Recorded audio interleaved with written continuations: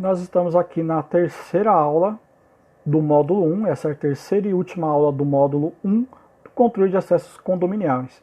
Nós vamos falar aqui sobre os acessórios. Como em qualquer outro sistema aí que tem no mercado, o controle de acesso da Intelbras também possui alguns acessórios que compõem e que fazem ali a parte do sistema, né? Você pode colocar no seu sistema para o funcionamento dele. Por ser um acessório, ele pode ou não ser utilizado no seu sistema. Nós temos aqui identificação de dois desses acessórios, por exemplo, que é o X de 1000, que é o chaveiro. É um chaveirinho discreto, ele tem o tamanho de uma moeda aí hoje de R$1, bem discreto, bem pequeno, bem fininho. E ele é à prova d'água, então você pode molhar ele, que não vai ter problema, não vai estragar. E temos ali o cartão de proximidade, que pode ser colocado na carteira, por exemplo, pode ser feito um crachá, enfim, tem diversas funções que você pode utilizar o cartão de proximidade. Nós temos a parte de botão de saída. Então você tem aqui o botão de sobrepor, esse botão de espelho e o botão de embutir. Nós estamos aqui mostrando os botões de acionamento da Intelbras, então você pode utilizar da própria Intelbras esses botões. O que a gente sempre ressalta é que em sistema de controle de acesso não se deve utilizar botoeiras. Quando você faz um acesso por botoeira, inclusive está destacado aqui na parte de baixo, é um acionamento rápido, porém sem um registro pessoal. Então, se você tem um controle de acesso, é porque você precisa identificar e registrar quem é que está entrando ou saindo do local. Uma vez que você coloca a botoeira, você não sabe quem é que está fazendo esse acionamento. O sistema ele vai fazer o registro, ele vai saber que alguém fez esse acionamento, então ele registra que foi feito um acionamento pela botoeira, mas não registra a pessoa. Então, aonde for muito necessário colocar uma botoeira, seja lá por qual for o motivo, a gente recomenda que esse local seja supervisionado por câmeras, para que, numa eventual ocorrência, você possa confrontar os dados que foram gerados pelo controle de acesso com as imagens. Então, você vê no sistema lá que uma pessoa fez a abertura do portão, seja lá onde tem essa botoeira, então você vai ter o horário exatamente que foi feito a abertura, o dia, né, e o horário que foi feita a abertura, e depois ali pelas câmeras, pelo mesmo horário e pela mesma data, você consegue saber quem fez, né, essa abertura. Então a gente sempre fala que é o último caso e que não deve ser feito desta maneira. Porém, existem casos onde há a necessidade do acionamento por botoeira. O acionador de saída. Então, tenha agilidade na saída de emergência. Então, para quem não conhece, para quem não sabe, isso é algo obrigatório, é necessário que você tenha onde existe um controle de acesso, portas travadas mecanicamente, é necessário que exista aí alguma possibilidade de acionamento de emergência. Então, a gente fala mais no caso que é o mais comum, que é um caso de incêndio, por exemplo, no condomínio. Então, é necessário que você tenha um acionador de emergência, onde a pessoa apenas vai quebrar o vidro, vai apertar o botão ali rapidamente e ele vai ser acionado. Então, não pode, obviamente, ser uma botoeira, ele precisa ser um equipamento feito para isso, porque ele fica protegido e fechado. Então, para a pessoa fazer o acionamento, ele quebra a tampa ali, enfim, né, e vai fazer o acionamento. Então, isso é algo importante, assim como as placas para sinalizar as saídas de emergência. São coisas obrigatórias no condomínio e que poucas pessoas acabam oferecendo. Oferece todo o controle de acesso e acaba se esquecendo de itens que são obrigatórios. Então, independente de se ter um controle de acesso ou não, as identificações de saída de emergência são obrigatórias por lei, assim como os acionadores de emergência. Vamos falar um pouco sobre as fechaduras. Nós temos 3 exemplos aqui de fechaduras que a Intelbras hoje trabalha e fabrica, e nós vamos falar sobre elas. Existem diversos outros modelos, mas esses são os mais utilizados aí para controle de acesso. Então, nós temos aqui uma diferença entre essas fechaduras, que é o modo de falha de energia. É o fail-safe ou fail-secure.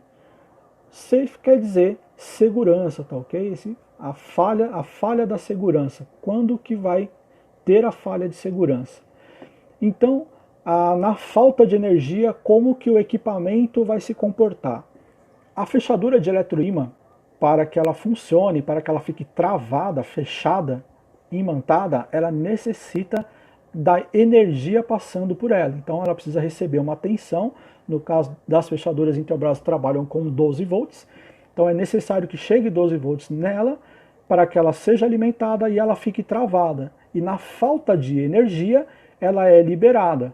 Então este modo de funcionamento se chama fail-safe, fail-safe, depende aí da pronúncia, ok? Então fail-safe é a maneira que na falta de energia a fechadura se abre. E aqui ao lado esquerdo nós temos a fechadura eletromecânica, a fechadura elétrica, a maneira que ela é mais conhecida. Ela trabalha no modo fail-secure. O que significa isso? Que para que ela seja liberada é que ela precisa da energia. Sem energia, ela vai permanecer fechada. Ela não abre sem que ela receba um comando de energia. Então ela também, no caso da Intelbras aqui, vai trabalhar com 12 volts, ok? E para que seja feita essa abertura, ela recebe esses 12 volts, onde ela abre e ela faz o seu acionamento. Então esse é o modo fail-secure. E aqui no meio nós temos o que a gente fala que é a híbrida, né? É a fechadura de solenoide. Também trabalha com 12 volts e ela trabalha nos dois modos. Então você escolhe em qual modo essa fechadura vai trabalhar. Se ela vai ser no modo fail-safe, que significa que sem energia ela faz a abertura, ou se ela vai trabalhar no modo fail-secure. Sem a energia ela permanece fechada. Okay? Então você pode escolher o modo de atuação conforme a necessidade do local. Vamos falar um pouco do funcionamento da fechadura de eletroímã. Ela é ideal para ambientes com alto fluxo de pessoas, ela é silenciosa, não tem um barulho, e ela tem uma maior durabilidade, porque não tem um desgaste mecânico. Então, simplesmente ela vai se magnetizar, vai fazer o fechamento, e se você utilizar uma mola de retorno, ela nunca vai ficar aberta. Então ela tem essa vantagem de você poder utilizar essa mola. Então se a pessoa abrir e for saindo, né, você utilizando a mola, essa mola vai fazer com que a fechadura volte, o portão feche sozinho automaticamente. Você tem as opções de fechadura com ou sem o sensor de travamento. Então a fechadura você pode adquirir, o que a gente sempre vai recomendar é que ela venha já com um sensor de travamento, principalmente pelo motivo do sensor poder avisar quando a abertura dela foi de modo forçado. Então, se você tentar forçar a abertura dela, ela consegue verificar que foi forçado, né, dependendo do equipamento que você está utilizando aí para receber esse sinal de violação. Umas características aqui, a Intelbras tem hoje 4 modelos de fechadura de eletroímã, são 2 modelos para 150 kg, né? Então até 150 kg de força, você tem a fechadura FE 20150 e o Kit Elite. Ok? O Kit Elite é essa outra fechadura que está aqui em cima, que é algo com um padrão, um visual mais estilizado, para não ali danificar, para não ficar um visual ruim. Você pode utilizar esse Kit Elite, inclusive hoje as fechaduras mais vendidas são as de 150 kg. Depois disso você tem a outra fechadura que é a F300, que é para 300 kg, e a F600 para até 600 kg de força. Então mais de meia tonelada aí você consegue suportar com uma fechadura de eletroímã. Então obviamente tudo vai depender da porta a ser utilizada para você colocar também a fechadura. De nada vai adiantar colocar, por exemplo, uma fechadura de 300 kg numa porta de drywall, onde ela não suporta nem 50 kg de força, 100 kg de força, aí ela já acaba arrebentando. Então a escolha também do local adequado vai fazer a diferença na hora da instalação. Alguns acessórios para o kit de fechadura de eletroímã. Então você tem esse kit de dupla face e muitas pessoas têm receio em utilizar, mas é uma dupla face feita para isso, então ela suporta a tração e ela não vai descolar a fechadura. Você, se tiver principalmente na porta de vidro, onde ela é utilizada, né, muitas vezes você vê a porta arrebentar e trincar, mas a dupla face não solta. Então depois de instalado, se precisar tirar, só utilizando solvente aí para poder retirar. E tem esse outro kit aqui, que é para você não utilizar a dupla face, você pode utilizar esse kit SV20150, ele encaixa na porta e fica travado ali na porta de vidro, né, entre as folhas da porta de vidro, e você pode fazer o acionamento. E quando a porta não é de abertura para dentro e para fora, é uma porta deslizante, você usa esse outro kit aqui, que é o kit KT753, feito para a porta deslizante, ok? A fechadura solenoide tem um acabamento premium, como está até marcado aí, um acabamento bem bonito.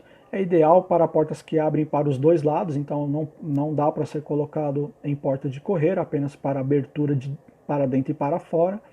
Ela tem um temporizador, então você pode falar depois que ela encostar quanto tempo ela tem que demorar para travar a porta. Ela tem a chave mecânica, então você do lado de dentro pode fazer a abertura aqui simplesmente girando essa linguetinha, ou a própria chave aqui utilizando o miolo também para fazer a porta, além, né, de ter a parte elétrica dela, para fazer o acionamento automático.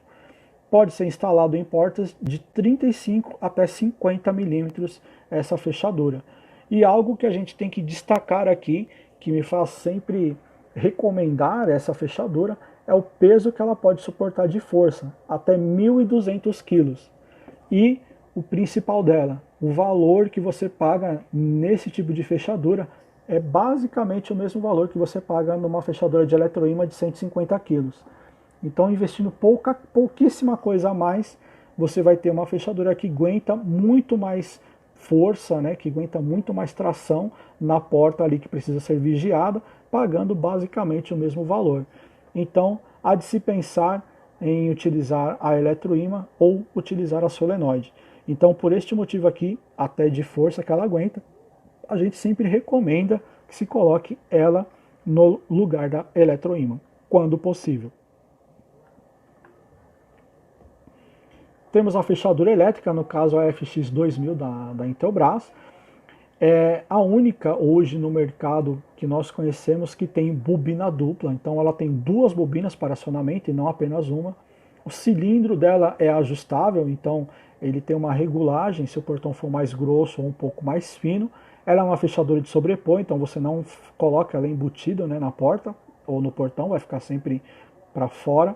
E a única hoje no mercado que nós conhecemos que tem a rondana de inox. Então você vê que tem outras grandes marcas aí de boas fechaduras, mas que aquela rondana, por exemplo, é de plástico. Então essa fechadura não tem nenhum componente de plástico, todos os componentes dela são em metal, que fazem com que ela seja mais robusta. Então você vê que o acabamento todo dela aqui é em metal, a rondana que a gente citou aqui também em metal. E hoje, né, os modelos Intelbras, você pode inclusive aproveitar o mesmo tambor. Se você estiver trocando uma fechadura antiga, você pode aproveitar o tambor da fechadura antiga, né, e colocar nela. Então é algo de quando você já tem algumas cópias de chave, aí acaba sendo mais viável aí ficar com o tambor antigo, e ela aceita isso. Vamos falar agora sobre as fontes de alimentação, as fontes de energia para o sistema. Então aqui nós estamos mostrando duas maneiras diferentes, né, de se alimentar o sistema. No caso a gente está falando aqui de um lado esquerdo aqui para o MIP1000, você utilizar um no break. Então a Intelbras tem alguns modelos de no break, no caso esse da foto é o no break de 1800 VA. E ao lado direito aqui a fonte de alimentação ininterrupta, que é a FA1205. Então a fonte 1205S é uma fonte de alimentação de 12 volts, só que ela tem uma bateria interna. E essa bateria interna faz com que mesmo na falta de energia elétrica, o equipamento que estiver sendo alimentado por ela continue ligado. E o MIP 1000, por que não pode ser ligado nessa fonte? Porque a fonte de alimentação dele é de 5 volts e não uma fonte de 12. Então, para que não queime o equipamento, ok? Por isso que ele é o único equipamento que já vem com uma fonte junto na embalagem, né? Então, não é possível utilizar essa fonte. Nesse caso, você tem que utilizar o no break. E qual é a autonomia que você vai ter no seu sistema quando você coloca um no break? Então, no caso, a gente está demonstrando o maior no break hoje da Intelbras, um no break de 1800 VA, levando em consideração que nesse no break tem apenas o MIP 1000 conectado, ok? Então a gente está considerando apenas o MIP 1000. Pelo site da Intelbras você consegue fazer esse cálculo. Então na própria página ali dos no breaks, você vai ter outros modelos lá, você vai saber quanto tempo de autonomia esse no break vai te dar. No caso aqui, o MIP 1000, ele vai consumir, quando não estiver sendo utilizado, quando ele está em stand-by, né, em repouso, ele consome 1,1 watt de energia, ou quando ele está em acionamento, quando ele está sendo utilizado, os equipamentos estão ali fazendo alguma autenticação, alguém está passando um chaveiro, uma senha, alguma coisa, ele está sendo utilizado ali, o MIP 1000, ele vai consumir 10 watts. Então, levando em consideração que ele vai estar no fluxo toda hora, né, ele está sendo acionado constantemente, o que é muito difícil, né, nos sistemas hoje. Então, se ele estiver constantemente sendo utilizado na potência de 10 watts, que a gente colocou aqui, esse no break suportaria até 2 horas e 20 minutos na falta de energia. Então, utilizando o no break desse aqui, com certeza você vai ter mais do que 2 horas aí de tempo de uso. Você pode reduzir, pode aumentar, aliás, bastante isso, porque não é direto que ele vai estar sendo usado. Então, nesse período, ele vai continuar aí ligado por 2 horas e 20 minutos utilizando este no break. Então, o Brasa está para lançar aí novos no breaks com bateria estacionária, enfim, tem aí as fontes de energia solar, né, que a Intelbras tem aí uma menção de lançar até o final do ano, e assim que for lançado a gente pretende mostrar aqui também. Nós temos agora a fonte ininterrupta, né, que a gente chama. Essa fonte é a FE21150, até falei o nome errado antes, né? A FE150.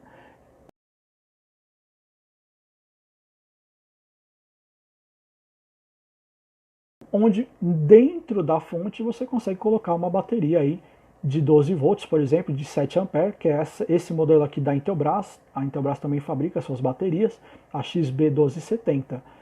Então, como que você consegue saber o tempo de autonomia que ela vai dar para o sistema?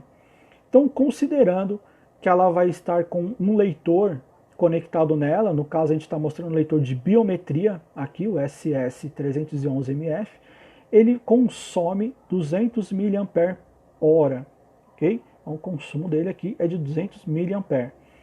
A fechadura de eletroímã, que é a FE20150, ela consome 345 mAh. Fazendo a soma dessas duas amperagens aqui, nós vamos ter um total de 625 mAh, ou 0,625 ampere. Okay? Então é muito simples, você vai pegar o total de amperagem da bateria, nesse caso a Intelbras tem uma bateria de 7 ampere, então 7 ampere hora, então 12 volts de 7 ampere, e vai dividir pelo consumo total dos seus equipamentos. Fazendo isso, você vai ter o total de autonomia. Então, essa fonte de alimentação, FA1205S, ela consegue deixar esses dois equipamentos aqui funcionando durante 11 horas e 20 minutos. Então, muitas vezes as pessoas perguntam por que essa fonte, utilizando apenas uma bateria, ela consegue ter mais autonomia do que usando um no break como esse de 1800 VA que tem duas baterias. A resposta da pergunta ela é bem simples. Esse no break não está gerando 12 volts, ele está gerando 127 volts ou 220 volts, vai depender de como você adquiriu ele tem nas duas modalidades. E por ele estar gerando essa tensão mais alta, ele tem menos tempo de autonomia, ok? Diferente aqui da bateria, que ao invés de fornecer 127 ou 220 volts, ele está fornecendo apenas 12 volts. Isso faz com que a autonomia dele seja maior, ok? Então, por este motivo que uma fonte vai ter mais autonomia do que um no-break. Então, para fechaduras solenoide que a gente mostrou, você também deve considerar os acionamentos. Então, ela vai ter basicamente aí o mesmo tempo de vida útil aqui, vida útil não, né? O mesmo tempo de autonomia da bateria. Mas você precisa levar em consideração todos os acionamentos que forem sendo feitos, né? No caso aqui do controlador de acesso e da fechadura de eletroímã, como ele está sempre acionado, você sabe que durante um período de 11 horas ele está sempre consumindo, independente de ser acionado ou não. Então você já tem essas 11 horas. Então, utilizando aí uma fechadura elétrica, esse número aqui vai subir muito, vai ser muito superior, porque a fechadura elétrica não fica toda hora, é somente na hora do acionamento que ela consome a energia. Então, é um pouco maior o tempo aí de vida, né, o tempo de autonomia. E o valor, né, é um valor aproximado que está sendo mostrado aqui, e ele pode variar de acordo com o consumo do equipamento.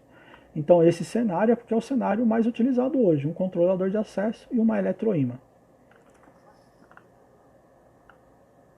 Agora a gente vai falar sobre o sistema SGA. Então você tem todos os equipamentos que compõem aí o controle de acesso, mas você também tem um sistema para gerenciar tudo isso. Então além de ter aquele servidor, tudo aquilo, você tem o sistema SGA1000, que é o sistema de gestão, né, do controle de acesso. Então nesse sistema aqui você também consegue fazer o cadastro, consegue colocar as fotos, cadastrar as senhas, as tags, verificar o registro dos eventos, consegue fazer um backup das configurações, consegue fazer o backup dos eventos e ter um pop-up aqui com a notificação de registro. Então, se por um acaso o condomínio tem o sistema instalado lá na portaria, ele está minimizado, né? Ele não está na tela, aberto na tela, está só minimizado. Na hora que tiver um acionamento no sistema, a tela já vai aparecer na hora. Nós temos um vídeo mostrando isso no nosso canal. E ele já mostra o acionamento que foi feito e quem é a pessoa. Então você está vendo aqui a foto da pessoa que fez o acionamento. E ao lado, por exemplo, aqui você tem a foto da esposa ou da irmã, enfim, das outras pessoas que moram no mesmo apartamento. Na foto grande, a pessoa que fez o acionamento. E as fotos ao lado aqui são as pessoas que moram no mesmo apartamento. Aqui nesse outro caso, está mostrando na foto grande que foi a entrada por carro, por veículo. Então, quando é o controle remoto que faz o acionamento, ao invés de aparecer a foto da pessoa, aparece a foto do carro. E ao lado vai aparecer a foto de quem fez o acionamento. Então, é o carro, mais a pessoa que fez o acionamento aqui ao lado. Se tivesse as outras fotos dos moradores, estariam aparecendo aqui nesses outros quadrados. E para poder fazer o cadastro da biometria, no sistema você pode, por exemplo, utilizar esse cadastrador de mesa, ok? Então você pode conectar ele no computador, ele vai fazer o cadastro aí das biometrias, ou utilizar aí o próprio controlador de acesso, né, o SS, que a gente mostrou, para fazer esse cadastro, tá? Qualquer um dos dois você consegue utilizar para o cadastro de biometrias. A parte de integração do sistema, então o controle de acesso Intelbras ele se integra com diversos outros sistemas, sendo ele preparado para isso. No caso aqui a gente está falando de, por exemplo, ele pode se integrar ao sistema de CFTV, ele pode se integrar com o sistema de alarme, ele pode se integrar aí com a central de portaria. Então, que a central de portaria que a gente fala é a central de interfones, né, ou o PABX da pessoa. Então, ela é totalmente integrado a outros sistemas fazendo uma solução única. Nós também temos um vídeo falando sobre soluções de equipamentos integrados. Vamos falar um pouco aqui da topologia de instalação. Você tem duas formas de instalar esse sistema. A topologia cascata. A topologia cascata, ela atinge até 1 km de distância. A gente falou isso um pouco mais atrás. Então, utilizando o barramento RS485, esse barramento aqui identificado pelos cabos amarelo e verde, a cor do cabo aqui, tanto faz a cor que você vai escolher, ok? Então, utilizando o cabo UTP, é o cabo conhecido como cabo de rede, né? Então, o cabo de par trançado, você consegue com apenas um parzinho de fios levar a comunicação em até 1 km de distância, e ele precisa ser feito nessa maneira cascata. Então, sai aqui desse equipamento, vai até o MIP1000, vai até o XPE, do XPE ele vai sair, vai para o próximo equipamento, desse equipamento ele sai, vai para o próximo equipamento. Então ele tem que seguir essa cascata, de um equipamento vai sair o cabo para ligar o outro, então ele vai de forma sequencial. E no último, que é o equipamento Wigand, que está sendo, nesse caso aqui, mostrado pela cor roxa e vermelha, você vai ter uma distância máxima entre esse equipamento e o equipamento que está controlando ele de 50 metros. Ok? Então nunca pode se esquecer da distância máxima. E esse equipamento ligado no barramento Wigand não pode ser o cabo de rede. Ok? Então, para ligar esse equipamento, você pode utilizar o cabo manga, você pode usar o cabo de alarme, por exemplo. Então você sempre vai ter que pensar na qualidade do cabo que você vai utilizar, né, e a distância. Então a gente recomenda utilizar o cabo manga, ok? Não pode ser o cabo trançado, porque na tecnologia Wigand isso atrapalha. E no caso do RS485 é o contrário, então você não pode utilizar o cabo manga, porque ele necessita da trança do cabo de rede para eliminar as interferências e conseguir chegar a uma distância maior. Isso também tudo é abordado aí na parte prática. A outra topologia é a topologia estrela. Na topologia estrela, a distância que você consegue no sistema é um pouco menor, é uma distância de 600 metros, ok? Então, nessa topologia, você não leva o cabo de um equipamento até o outro, ele não vai para um equipamento só o cabo e depois vai fazendo a cascata para os demais. Você vê que todos os equipamentos chegam com cabo independente até o sistema. Então vai se conectando independentemente. Então concentra aqui num conectorzinho, né? Nesse caso aqui esse conector concentra todo mundo e sai um cabo só até o MIP1000. Nesse modo a distância máxima é de 600 metros, ok? E a mesma coisa aqui, você vê que chega o cabo RS485 e depois o cabo Wigand.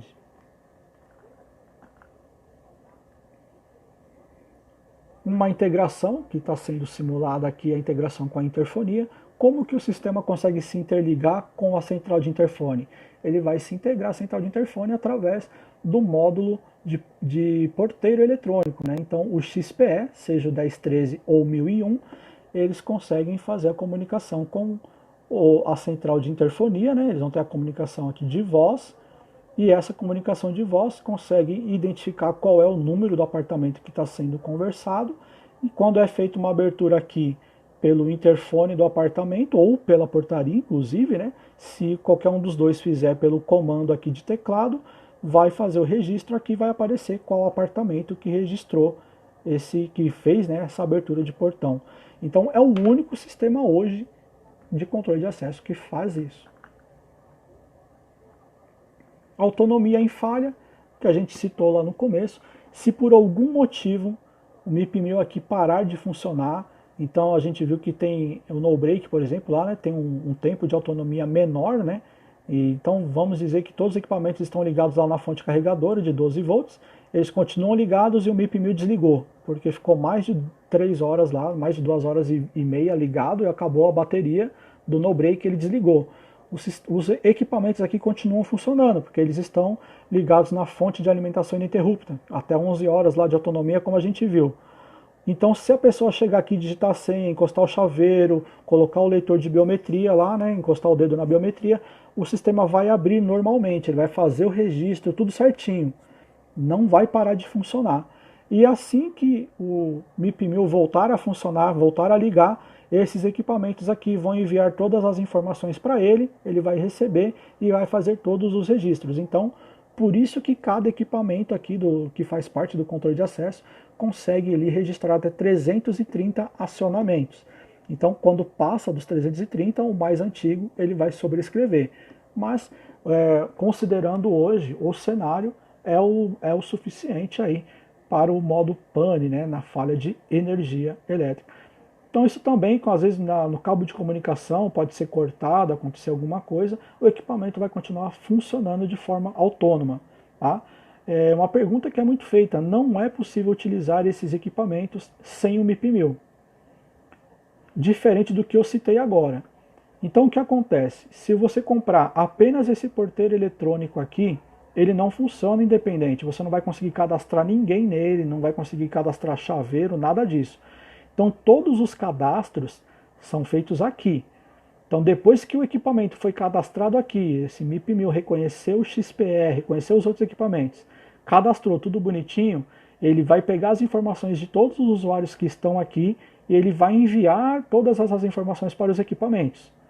Então o equipamento ele recebe do MIP-1000 cadastro. Então não adianta comprar apenas ele e não comprar o MIP-1000 porque o sistema não vai funcionar. Então ele depende dessa comunicação que teve antes aí de cadastro para receber todas as informações.